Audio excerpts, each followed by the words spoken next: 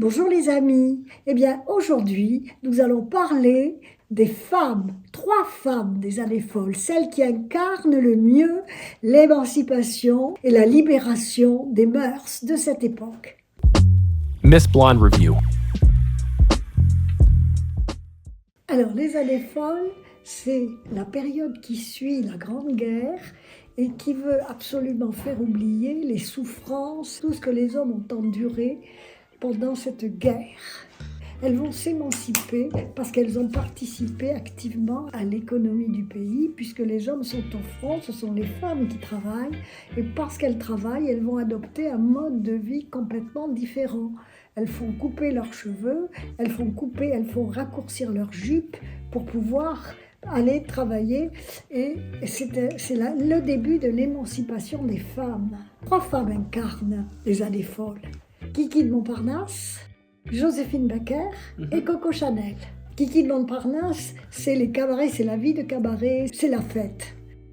C'est la drogue, c'est l'alcool, c'est tous les peintres qui vont évidemment la représenter. Elle est l'égérie de Badré. Joséphine Baker, qui elle incarne l'arrivée du jazz, la musique américaine, et puis la musique afro-américaine. C'est ça, les femmes qui vont fumer désormais, ce sont des femmes émancipées, elles fument, elles ont un genre de vie qui est quelquefois choquant par rapport à la bourgeoisie bien pensante de l'époque. Les femmes déjà des folles, c'est la femme d'aujourd'hui. C'était une révolution des mœurs. La dernière, c'est Coco Chanel. C'est le corset aux orties, c'est la coupe à la garçonne, c'est l'élégance et surtout le fait que la femme va devenir véritablement une égérie pour une femme modèle pour la société. Ouais.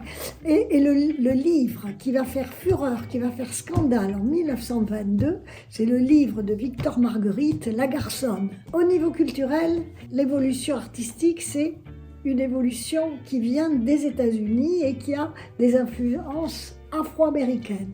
Le jazz, qui donnera le charleston, le foxtrot, des danses qui sont tout à fait nouvelles par rapport aux années folles. Alors, le surréalisme, c'est l'écriture directe, c'est-à-dire une écriture qui est faite sous l'influence des drogues ou sous substances.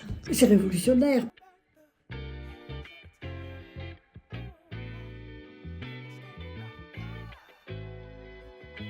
Nous en avons terminé avec ce premier exposé sur les années folles.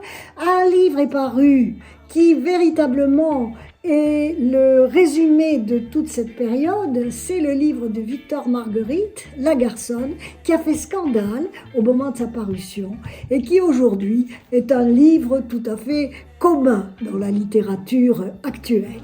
Le courant qui va en être issu, le courant politique, c'est le courant qui va demander le droit de vote aux femmes. Et c'est l'Angleterre et les États-Unis qui vont l'accorder en 1919.